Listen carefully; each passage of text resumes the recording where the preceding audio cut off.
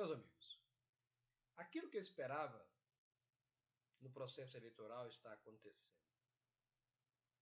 Quem tem acompanhado as minhas falas aqui e os artigos que eu tenho escrito, vê que eu penso que o calendário eleitoral, infelizmente para o lado do PT, está em descompasso com o desarranjo econômico que o próprio PT gerou enquanto governante.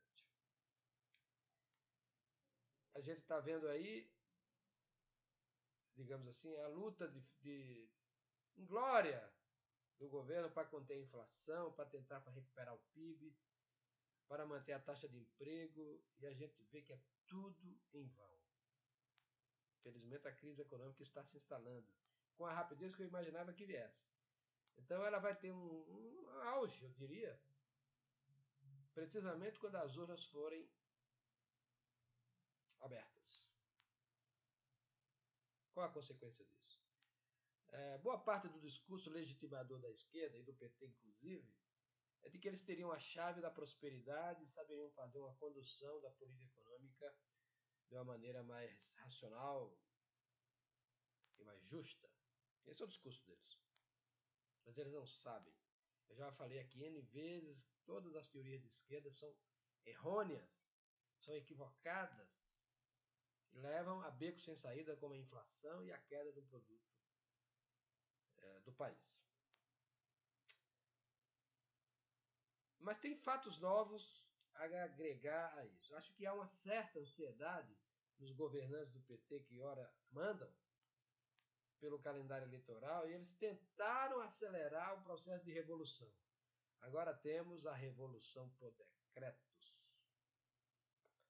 A gente viu o decreto do aborto, eles inscreveram sorrateiramente contra tudo e contra todos, contra a Constituição, contra a vontade da opinião pública, contra as igrejas.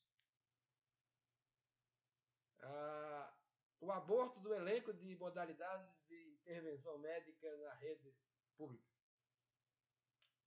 Não demorou muito para a presidenta Dilma revogar. Mas o que importa aí não é a revogação, o que importa é o fato de ter sido feito. Ela concordou em assinar o decreto. Obviamente que a revogação veio pela memória da última eleição aí, que a questão do aborto entrou pesada e a Igreja Católica e as igrejas protestantes fizeram campanha contra ela precisamente por causa da questão do aborto. Mas eles têm medo, mas não têm vergonha, como dizia meu pai quando era menino. Tem medo, mas não tem vergonha. E tentaram fazer por decreto e aí a coisa... Alguém deve ter telefonado para a presidenta e falou, olha, nós vamos botar o time na rua para pedir a sua cabeça. E ela aproveitou e revogou. Mas não ficou só nisso. A gente teve o decreto institucionalizando as tais movimentos populares, as consultas populares, democracia direta. Tipo a Confecom, que eu tanto comentei aqui nesse canal. Além de ser inconstitucional, isso é uma tentativa de golpe de Estado, na medida em que quer transformar o Congresso Nacional numa instância menor. Deixa de ser o poder legislativo. Você não pode mais legislar sem consultar essa cambada de movimento organizado que não passam de assalariados da causa revolucionária. E esse decreto ainda está valendo. Vamos ver o que vai acontecer. E quantos outros decretos têm sido feitos que a mídia não tem dado destaque? Nessa semana a gente teve também a notícia de que o Poder Judiciário acolheu denúncia do Ministério Público, uma entre as dezenas de milhares dos últimos anos, havendo processo contra os supostos crimes militares da ditadura. Na prática, uma revogação da lei da anistia. Claro que é possível que nos tribunais superiores esse negócio não ande, mas a militância petista no judiciário funciona também no mesmo rumo. Mas o que eu quero mais sublinhar aqui com vocês, meus amigos, é o movimento empresarial. Eu comentei extensamente aqui a nota da indústria da construção civil, miando como um gatinho desamparado, abandonado pela mãe no meio da rua, miando como um jumentinho sem mãe, sabe? tinha abandonado também por causa das invasões do MST.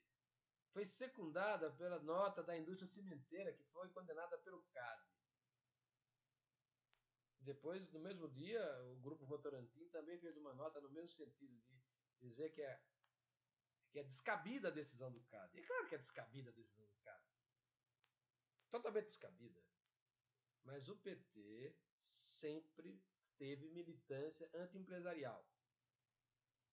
Alguns empresários se deram bem com o PT, mas a pequena burguesia, o pequeno comércio, a pequena indústria está sendo dizimada de norte a sul.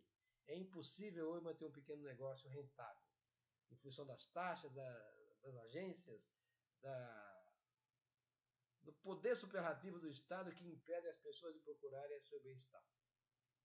É impossível empreender nesse país se você não é um delegado do Estado, um cara que deu uma concessão, uma coisa desse tipo. Ou então se você tiver uma estrutura que te permita economias de escalas brutais para pagar os custos inerentes a essa intervenção na economia. Mas qual é o lado bom? Tem que lembrar que um pouco antes, o Rubens Ometo, presidente da COSAN, lá em Nova York, fez um discurso contundente contra a política econômica do governo. Então a gente está vendo que, de um lado, há essa ânsia de antecipatória dos agentes partidários para implantar a revolução de um golpe, e do outro, a perda, eu diria mesmo, razoavelmente acelerada, pelo menos no meio da plutocracia que sempre apoiou o PT, no meio da classe média, no meio das pessoas prejudicadas pelo descontrole dos movimentos sociais soltos na rua, fazendo ação direta. Resta saber o impacto eleitoral de tudo isso. O meu prognóstico é sempre otimista. Eu sou um otimista inveterado desde que nasci. Acho que é por isso que eu estou vivo até hoje. Acho que as coisas boas irão acontecer apesar de tudo. Apesar de tudo, eu acho que o PT poderá ser derrotado. Sobretudo se a crise econômica continuar nessa trajetória em que está, por mais que o governo faça maquiagem de contenção de tarifa, de criação de bolsa disso, daquilo, outras essas malandragens populistas típicas da esquerda sindical que está no poder. Isso não vai resolver. Então eu digo que a crise econômica vai ser um aliado das oposições e que essa ânsia revolucionária dos que estão dentro do poder também. Cada decreto louco que eles fazem coloca contra eles próprios uma parcela considerável da opinião pública. Meus amigos, precisamos dar um chute no rabo do PT e tirá-lo do poder pelo voto.